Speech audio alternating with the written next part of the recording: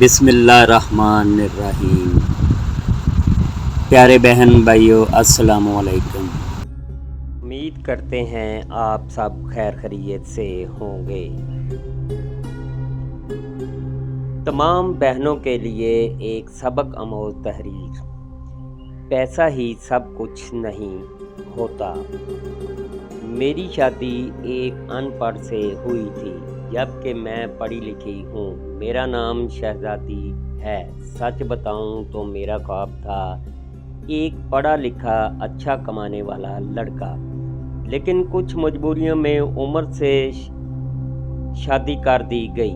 مجھے عمر سے بدبو آتی تھی، ان کا کام اتنا اچھا نہ تھا۔ خیر، میں اللہ کے سامنے رو کر دعا مانگتی تھی، یا اللہ، یا تو عمر کو مار دے یا پھر اس سے جان چھڑوا دو۔ میری کسی طرح وہ جاہل سا بولنے کا بھی نہیں پتہ تھا۔ میں ہر بات پہ عمر کو بے عزت کر دیتی، تنقید کرتی۔ عمر یہ غصہ کرنے کا نام ہی نہیں لیتا تھا۔ عمر مجھے پیار سے سمجھاتا، کبھی چپ ہو جاتا، کبھی غصہ ہو کر گھر سے باہر چلا جاتا۔ میں ایک بار جھگڑ کر امی ابو کے پاس چلی گئی اور ضد کی کہ بس طلاق لینی ہے عمر سے۔ امی ابو نے بہت سمجھایا کہ بیٹی، لڑکا اچھا ہے، نہ کرو ایسا، بس بیچارہ پڑھا لکھا نہیں ہے۔ باقی کیا کبھی اس نے تم پہ ہاتھ اٹھایا یا گالی دی ہو؟ لیکن میں بس طلاق لینا چاہتی تھی۔ میں نے جھوٹ بولا کہ وہ خرچہ نہیں دیتا۔ مجھے امی ابو نے عمر کو بلوا لیا، وہ میرے سامنے بیٹھا تھا۔ امی ابو کہنے لگے، عمر، کیوں بھائی، تم شہزادی کو خرچہ کیوں نہیں دیتے؟ عمر بابا سے مخاطب ہو کر بولا، انکل جی، جو کما کر لاتا ہوں سب اخراجات نکال کر جو بچتا ہے شہزادی کے ہاتھ پہ رکھ دیتا ہوں۔ میرے چچا تایا سب موجود تھے وہاں۔ میں بولی، مجھے 30,000 روپے ہر مہینے چاہیے، بس اس شرط پہ ہی جاؤں گی میں عمر کے ساتھ۔ عمر خاموش ہو گیا، سر جھکائے بیٹھا تھا۔ چچا بولے، ہاں عمر، دے سکتے ہو خرچہ 30,000۔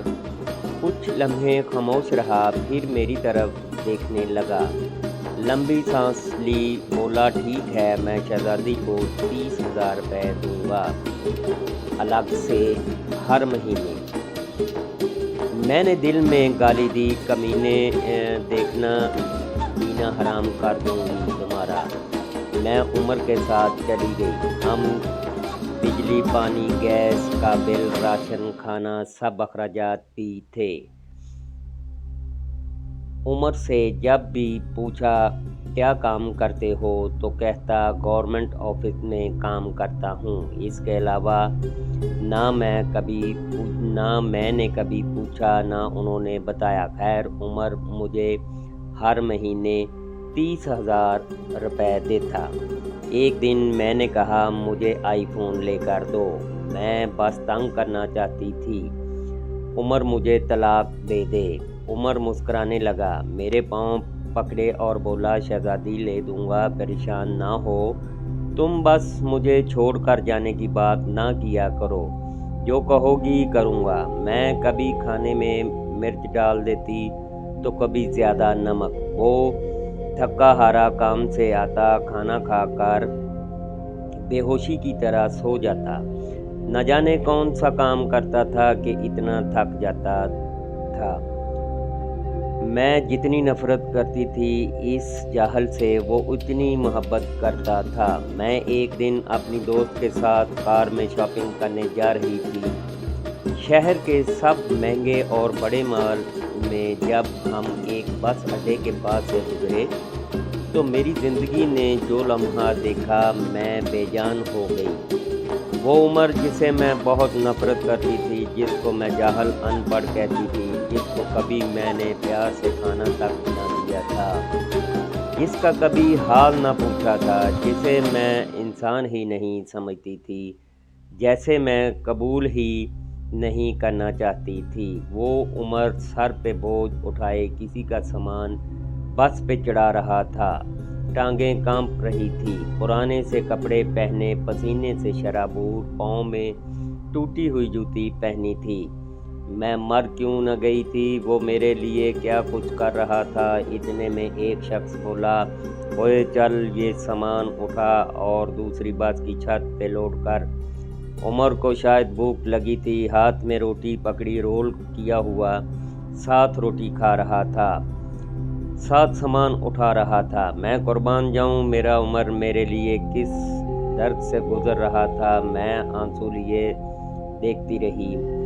کام ختم ہوا، وہاں سائیڈ پہ ایک دکان کے سامنے زمین پہ بیٹھ گیا۔ کتنی بے بس تھکن تھی عمر میں، سارا دن وہاں درد سہنا، رات کو میری باتیں، وہ حادثہ تھا یا اللہ کی مرضی، بس میرا دل بدل گیا۔ میں بن بتائے کچھ خریدے گھر واپس لوٹ گئی۔ بہت روئی تھی، بہت زیادہ۔ عمر کو پلاؤ پسند تھا، میں نے پلاؤ بنایا۔ عمر گھر آیا، میں اسے کھانا نہیں دیتی تھی، خود گرم کر کے کھاتا تھا۔ گھر آیا، مجھ سے سلام کیا، کچن میں گیا، پلاؤ دیکھ کر بولا، شہزادی آج تو آپ نے کمال کر دیا، 1 سال بعد پلاؤ کھانے لگا ہوں۔